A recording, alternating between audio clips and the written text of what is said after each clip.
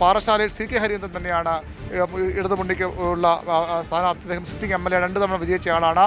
ആദ്യ തവണ 19,000 വോട്ടിനും പിന്നീട് 26,000 വോട്ടുമാക്കി ഉയർത്തിയ ജനകീയ MLA എന്ന് അറിയപ്പെടുന്ന CK ഹരീന്ദ്രൻ തന്നെ അവിടെ വീണ്ടും മത്സരിക്കും. ആ മണ്ഡലം നിലനിർത്താൻ അത് അനിവാര്യമെന്ന് CPM കരുതുന്നു. നെയ്യാറ്റുകരയിൽ K ആൻസലൻ തന്നെ വീണ്ടും മത്സരിക്കും. ആൻസലൻ മാറിയാൽ മാത്രം ബെൻ ഡാർവിൻ.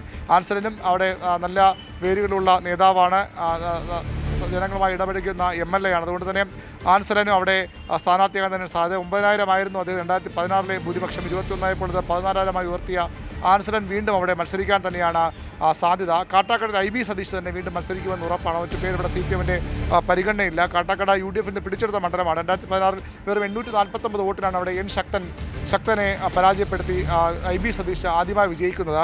2021 ആകുമ്പോൾ അത് 23,000 പരം വോട്ടായി സതീഷ് ഭൂരിപക്ഷം ഉയർത്തിയ മണ്ഡലം. അവിടെ ഇത്തവണ ശക്തൻ മത്സരിക്കുന്നില്ല നമ്മുടെ മനസ്സിലാക്കാൻ. ശക്തൻ നെയ്യാറ്റുകരയിലേക്ക് പോകുമെന്ന റിപ്പോർട്ടുകളാണ് ഈ ഘട്ടത്തിൽ വരുന്നത്. അങ്ങനെയെങ്കിൽ അവിടെ IB സതീഷ് തന്നെ മത്സരിച്ച സീറ്റ് നിലനിർത്താനുള്ള ശ്രമമാകും CPMന്റെ ഭാഗത്ത് ഉണ്ടാവുക. നെടുമങ്ങാട് GR അനിൽ തന്നെ മത്സരിക്കും. അവിടെ മറ്റു പേര് CPIക്ക് മുന്നിലില്ല. ആദ്യ തവണ തന്നെ മത്സരിച്ചു, വലിയ ഭൂരിപക്ഷത്തോടുകൂടി മണ്ഡലം പിടിച്ചെടുക്കുന്നു, മന്ത്രിയാകുന്നു. ജില്ലയിലെ ഏറ്റവും പ്രധാനപ്പെട്ട നേതാക്കളുടെ CPI നേതാവായ GR അനിൽ നെടുമങ്ങാട് വീണ്ടും മത്സരിക്കും. അരുവിക്കര CPM പിടിച്ചെടുത്ത മണ്ഡലമാണ്. അത് ശബരിനാഥിനെ പരാജയപ്പെടുത്തി G. സ്റ്റീഫൻ വിജയിച്ച മണ്ഡലമാണ്. ഇത്തവണയും അവിടെ സ്റ്റീഫൻ തന്നെ മത്സരിക്കും. അത് ഏറെക്കുറെ ധാരണയായ മണ്ഡലമാണ്. വാമനപുരത്ത് 2 തവണ വിജയിച്ച DK മുരളി തന്നെ വീണ്ടും മത്സരിക്കും.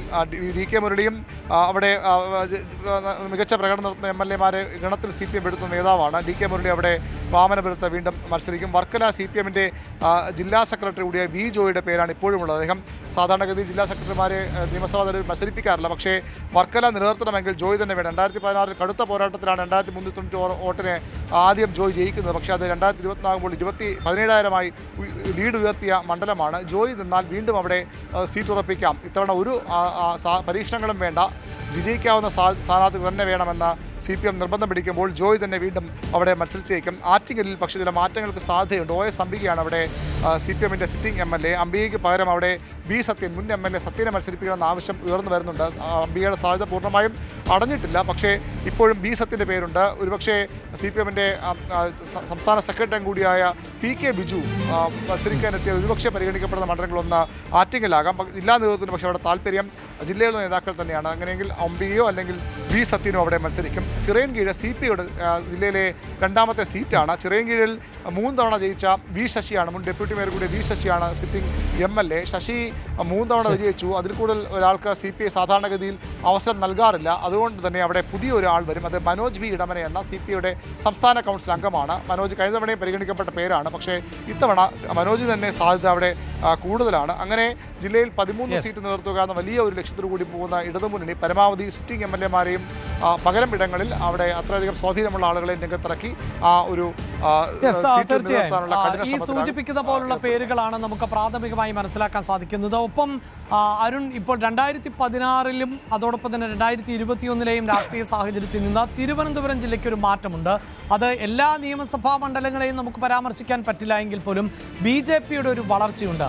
ഇപ്പോൾ കഴിഞ്ഞ തെരഞ്ഞെടുപ്പിൽ തന്നെ പല മണ്ഡലങ്ങളിലും കോൺഗ്രസിന്റെ കരുത്തരായ സ്ഥാനാർത്ഥികൾ കൂടി ഉണ്ടായിരുന്നു എന്നതുകൊണ്ടാണല്ലോ അവിടെ BJPക്ക് അക്കൗണ്ട് തുറക്കാൻ പറ്റാതെ പോയത്. ഇനിയും നമുക്ക് ചിത്രം തെളിയേണ്ടതുണ്ട്. ആരൊക്കെയാണ് ഇപ്പോൾ നേമത്ത് സ്ഥാനാർത്ഥിയായി വരിക, കോൺഗ്രസിൻ്റേത്, അല്ലെങ്കിൽ വട്ടിയൂർക്കാവിൽ ആരായിരിക്കും, ഇങ്ങനെയൊക്കെയുള്ള സംശയങ്ങളുണ്ട്. പക്ഷേ BJP ഫോക്കസ് ചെയ്യുന്ന മണ്ഡലങ്ങൾ, അതിപ്പോൾ നേമമാകട്ടെ, വട്ടിയൂർക്കാവ്, കഴക്കൂട്ടം പോലെയുള്ള മണ്ഡലങ്ങളിൽ ഒക്കെ ഏത് നിലയിലുള്ള ഒരു പ്രതീക്ഷ ഇടതുമുന്നണി വെച്ചു പുലർത്തുന്നുണ്ട്? അവിടെ കോൺഗ്രസിൻ്റെ സ്ഥാനാർത്ഥിത്വത്തെയും അല്ലെങ്കിൽ UDFന്റെ സ്ഥാനാർത്ഥികളുമൊക്കെ നിർണായകമാകുന്ന ഒരു പശ്ചാത്തലമുണ്ടോ?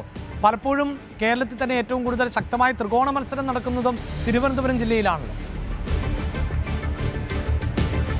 തീർച്ചയായിട്ടും അതിൽ BJPയുടെ ഏറ്റവും വലിയ പ്രതീക്ഷ നിയമം തന്നെയാണ്. അവരുടെ സംസ്ഥാന അധ്യക്ഷൻ രാജീവ് ചന്ദ്രശേഖർ മത്സരിക്കുമെന്ന് ഉറപ്പാണ്. അവിടെ കോൺഗ്രസിൻ്റെ സ്ഥാനാർത്ഥി ആരെന്നത് കൂടി ഇവിടെ നിർണായകമാണ്. മന്ത്രി V. ശിവൻകുട്ടി മത്സരിച്ച് കഴിഞ്ഞ തവണ ജയിക്കാൻ കാരണം തന്നെ K. മുരളീധരൻ എന്ന ശക്തനായ നേതാവിനെ അവിടെ ഇറക്കി അവർ പരമാവധി വോട്ടുകൾ കോൺഗ്രസ് സമാഹരിച്ചതാണ്. അതുതന്നെയാണ് CPMന്റെ വിജയത്തിന് കാരണമായത്.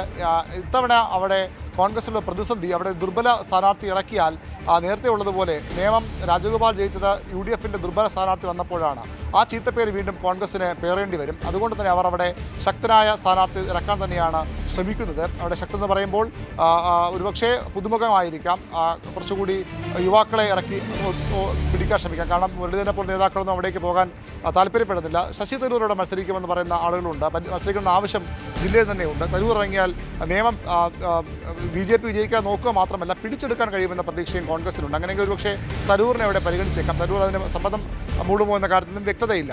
അല്ലെങ്കിൽ ഒരു യുവ സ്ഥാനാർത്ഥി ഇറക്കി പരമാവധി വോട്ട് സമാഹരിക്കുക എന്ന ലക്ഷ്യമാകും കോൺഗ്രസിനുള്ളത്. ഏതായാലും കോൺഗ്രസിൻ്റെ സ്ഥാനാർത്ഥി ആര് എന്ന് CPM ഏറ്റവും അധികം ശ്രദ്ധയോടുകൂടി വീക്ഷിക്കുന്ന ഒരു മണ്ഡലം നിയമം തന്നെയാണ്. അവിടെ അതിന് കാരണം കോൺഗ്രസിൻ്റെ വോട്ടുകൾ കോൺഗ്രസിലേക്ക് പോയില്ലെങ്കിൽ അത് BJPക്ക് വിജയത്തിന് വഴിയൊരുക്കുമെന്ന ആശങ്ക തന്നെയാണ് CPMൻ്റെ ആ ഒരു ചിന്തയ്ക്ക് അടിസ്ഥാനം. വട്ടിയൂർക്കാവിൽ VK പ്രശാന്ത് ഉണ്ടെങ്കിൽ ജയിക്കാമെന്ന പ്രതീക്ഷ CPMന് ശക്തമായി തന്നെയുണ്ട്. K മുരളീധരനാണ് അവിടെ നേരത്തെ പറഞ്ഞു കേട്ട പേര്. പക്ഷേ അദ്ദേഹം ഇപ്പോൾ ഒരുപക്ഷെ തിരുവനന്തപുരം സെൻട്രലിലേക്ക് മാറിയേക്കാം. അങ്ങനെയെങ്കിൽ കുറച്ചുകൂടി കാര്യങ്ങൾ എളുപ്പമാകുമെന്ന പ്രതീക്ഷയാണ് CPM കേന്ദ്രങ്ങൾക്ക് ഉള്ളത്. അവിടെ കോൺഗ്രസിൻ്റെ സ്ഥാനാർത്ഥി മുരളീധരൻ അല്ലെങ്കിൽ ഗുണം ചെയ്യുമെന്നൊരു പ്രതീക്ഷ മാത്രമാണ് CPMന് ഉള്ളത്. കഴക്കൂട്ടത്ത് ശക്തമായ ത്രികോണ പോരാട്ടം നടക്കുമെന്ന് ഉറപ്പാണ്. അവിടെ V മുരളീധരൻ BJPയുടെ മുൻ സംസ്ഥാന അധ്യക്ഷൻ, ദേശീയ നേതാവ് വലിയ വെല്ലുവിളി കടകംപള്ളി സുരേന്ദ്രൻ ഉയർത്തുമെന്ന് ഉറപ്പാണ്. ആദ്യത്തെ ഘട്ടത്തിൽ കടകംപള്ളി 2016 മുരളീധരൻ മത്സരിക്കുമ്പോൾ ശക്തമായ ഒരു പോരാട്ടം അവിടെ കടകംപള്ളി മുരളീധരനിൽ നിന്ന് നേരിട്ടിരുന്നു. പക്ഷേ കഴിഞ്ഞ തവണ വലിയ ഭൂരിപക്ഷം. അത് മാത്രമല്ലല്ലോ, ഈ ശബരിമല വിവാദത്തിൽ ഉയർന്നു വന്നിട്ടുള്ള പേരാണ്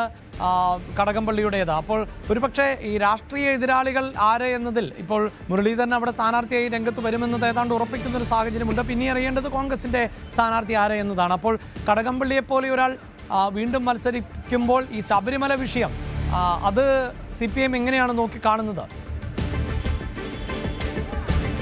തീർച്ചയായിട്ടും 2016 8000 വോട്ടാണ് V മുരളീധരൻ മത്സരിക്കുമ്പോൾ കടകംപള്ളിയുടെ ഭൂരിപക്ഷം. പിന്നീട് ശോഭാ സുരേന്ദ്രൻ വന്നപ്പോൾ അത് 23,000 ഉയർന്നു. പക്ഷേ അഭിനയ സൂചിപ്പിച്ച പോലെ സാഹചര്യം എടുത്താണ് വ്യത്യസ്തമാണ്. കഴിഞ്ഞ തവണ മത്സരിക്കുമ്പോഴും കടകംപള്ളി സുരേന്ദ്രനെതിരെ വ്യക്തിപരമായ ആരോപണങ്ങളുണ്ടായിരുന്നു. അതുപോലെ തന്നെ നയതന്ത്ര സ്വർണ്ണക്കടത്തുമായി ബന്ധപ്പെട്ടും കടകംപള്ളിയുടെ പേര് ചില ഘട്ടങ്ങളിലൊക്കെ പരാമർശിക്കപ്പെട്ടു പോയി. പക്ഷേ അദ്ദേഹം വലിയ ഭൂരിപക്ഷത്തിൽ ഏതാണ്ട് 3 ഇരട്ടിയോളം വോട്ട് ഭൂരിപക്ഷത്തിനാണ് കഴിഞ്ഞ തവണ ജയിച്ചു വന്നത്. പക്ഷേ ഇത്തവണ ശബരിമല വ്യത്യസ്തമായ ഒരു സാഹചര്യമാണ്. BJP ഏറ്റവും കൂടുതൽ ഊന്നൽ കൊടുക്കുന്നത് അതിനാണ്. കോൺഗ്രസിൻ്റെ പ്രചരണവും ശബരിമല സ്വർണ്ണക്കൊള്ളയിൽ തന്നെയാണ്. കടകംപള്ളിയെ ചോദ്യം ചെയ്യണമെന്ന ആവശ്യം ഉയർത്തിയാണ് പലപ്പോഴും നിയമസഭയൊക്കെ പ്രക്ഷുബ്ധമായതും ഒരു സെഷൻ തന്നെ പൂർണ്ണമായും ആ ബഹളത്തിൽ ഒലിച്ചുപോയതും. പക്ഷേ കടകംപള്ളി സുരേന്ദ്രൻ മത്സരിച്ചില്ലെങ്കിൽ ആ സീറ്റ് ലഭിക്കില്ല എന്ന് CPMന് ഏറെക്കുറെ ഉറപ്പിക്കുന്നു. കടകംപള്ളിയുടെ ശക്തമായ വ്യക്തിബന്ധമാണ്, അത് പാർട്ടിക്ക് അപ്പുറത്തേക്കുള്ള സ്വാധീനമുള്ള നേതാവാണ് കടകംപള്ളി സുരേന്ദ്രൻ തൻ്റെ ഭാഗം ജനങ്ങളെ ബോധ്യപ്പെടുത്താൻ കഴിയും. അദ്ദേഹത്തിൻ്റെ പ്രതീക്ഷ തന്നെയാണ്. തനിക്കതിൽ പങ്കില്ല, പങ്കുണ്ടായത് നേരത്തെ താൻ അറസ്റ്റിലാകുമായിരുന്ന ചോദ്യമാണ് കടകംപള്ളി പലപ്പോഴും ആളുകളോട് സംസാരിക്കുമ്പോഴൊക്കെ പറയുന്നത്. എന്തെങ്കിലും പഴുതുണ്ടെങ്കിൽ തന്നെ കൊടുക്കുമായിരുന്നു അന്വേഷണ സംഘം എന്ന് കടകംപള്ളി പറയും. അതുകൊണ്ട് തന്നെ തനിക്കതിൽ ഒരു പങ്കുമില്ലാതെ ജനങ്ങളെ പരമാവധി ബോധ്യപ്പെടുത്താനാകും കടകംപള്ളി ശ്രമിക്കുക. ഇന്നും കടകംപള്ളിയുടെ കഴിഞ്ഞ ദിവസമൊക്കെ പ്രതികരണം വന്നത് കോൺഗ്രസിൻ്റെ രൂക്ഷ വിമർശനമാണ്. സ്മോറ്റിയെ കയറ്റിയതാരെന്നൊക്കെ തെളിഞ്ഞു വരുന്നുണ്ടല്ലോ, പിന്നെന്തിനാണ് എന്നെ പുറകെ വരുന്ന ചോദ്യമാണ് കടകംപള്ളി ചോദിക്കുന്നത്. കടകംപള്ളി അല്ലാതെ മറ്റൊരു വിജയസാഗർ സ്ഥാനാർത്ഥി ഇവിടെ CPM ഇല്ല എന്നുള്ള വസ്തുത.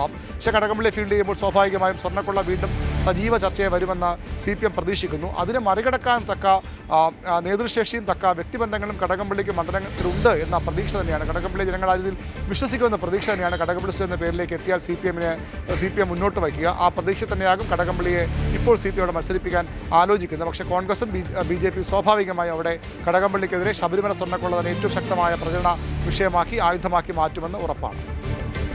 അതാണ് ശബരിമല വിഷയം ഉൾപ്പെടെ വിവാദമാകുന്ന പശ്ചാത്തലത്തിൽ കടകംപള്ളി സുരേന്ദ്രന് വീണ്ടും അവസരം നൽകും എന്ന് തന്നെ വേണം ഇപ്പോൾ വിലയിരുത്താൻ. എന്നാൽ അത് മൂർധന്യാവസ്ഥയിലേക്ക് എത്തുകയോ അല്ലെങ്കിൽ വീണ്ടും ഈ ചോദ്യം ചെയ്യലിലേക്കൊക്കെ കടക്കുന്ന ചിലപ്പോൾ സാഹചര്യം മാറിയേക്കാം എന്നതുകൂടി എടുത്തു പറയേണ്ടതുണ്ട്. പക്ഷേ 2021 നിയമസഭാ തെരഞ്ഞെടുപ്പിൽ ഇടതുമുന്നണിക്കൊപ്പം നിന്ന ജില്ലയാണ്. 14 നിയമസഭാ മണ്ഡലങ്ങളിൽ 13 ഇടതുമുന്നണി വിജയിച്ചു കയറിയ ഇടത്ത് ഇത്തവണ കരുത്തരായ സ്ഥാനാർത്ഥികളെ രംഗത്തിറക്കിക്കൊണ്ട് BJPയുടെ വെല്ലുവിളിയെ അടക്കം മറികടക്കാം എന്ന ഒരു പ്രതീക്ഷയാണുള്ളത്. 110 സീറ്റുകൾ എന്നതാണ് ഈ തെരഞ്ഞെടുപ്പിൽ ഇടതുമുന്നണിയുടെ ലക്ഷ്യം. അങ്ങനെ പിണറായി വിജയൻ 3.0 എന്നതിലേക്ക് കാര്യങ്ങൾ എത്തുമ്പോൾ അതിൽ തിരുവനന്തപുരം ജില്ല ഒരിക്കൽ കൂടി ഫോക്കസ് ചെയ്യുകയാണ്. പക്ഷേ BJPക്കും ഏരോട്ടമുള്ള മണ്ഡലങ്ങൾ ഉണ്ട്. അവിടെയാണ് കോൺഗ്രസിന്റെ സ്ഥാനാർത്ഥികൾ ആരൊക്കെ എന്നത് സംബന്ധിച്ച വിവരങ്ങൾ കൂടി നിർണായകമാകാൻ പോകുന്നത്.